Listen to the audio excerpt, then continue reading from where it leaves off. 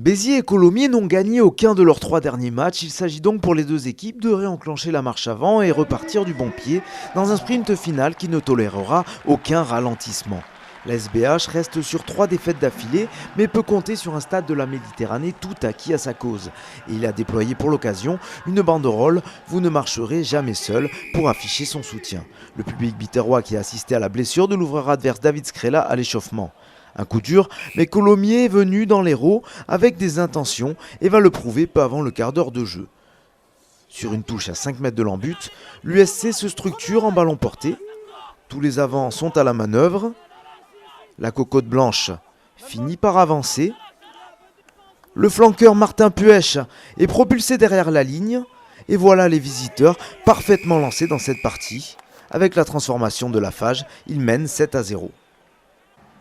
Les Biterrois mettent 10 minutes à se remettre de ce coup derrière la tête. Et ils vont le faire de fort belle manière, avec certainement un des gestes de l'année dans ce championnat de Pro D2. Suivez cette mêlée dans les 22 mètres de Colomiers. Et cet éclair de génie depuis les Tuas qui conduit au premier essai de ce match. L'ailier Conrad Marais est à la conclusion en bout de ligne. Mais tout le mérite revient clairement au centre néo-zélandais. Après une belle poussée de son pack, il sort de son chapeau une chistera aussi esthétique qu'efficace. Suchier manque la transformation. Béziers revient à 5-7 et basculera à la pause avec un retard de 5 points, 5-10 après une nouvelle pénalité de Lafage.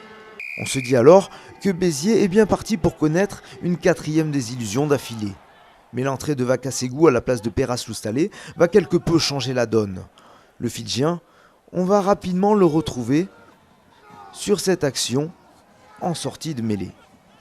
Il arrive lancé au niveau depuis les Tuas et déchire le rideau blanc. Sa passe après contact pour Meïté est parfaite. Et le numéro 8 biterrois peut aplatir malgré le retour de Plazy. Avec la transformation de Suchier, Béziers bascule en tête 12-10.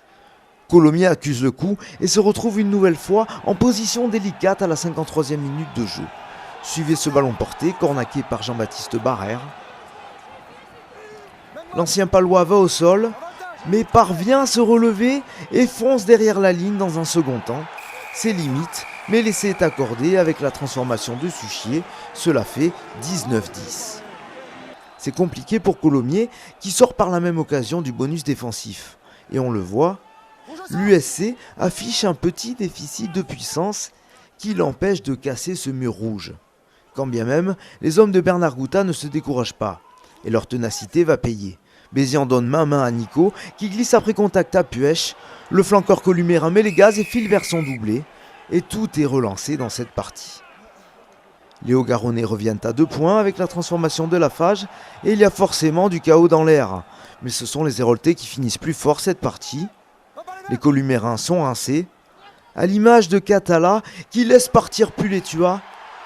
À ce niveau, cela ne pardonne pas. 4e essai pour la SBH qui scelle sa victoire.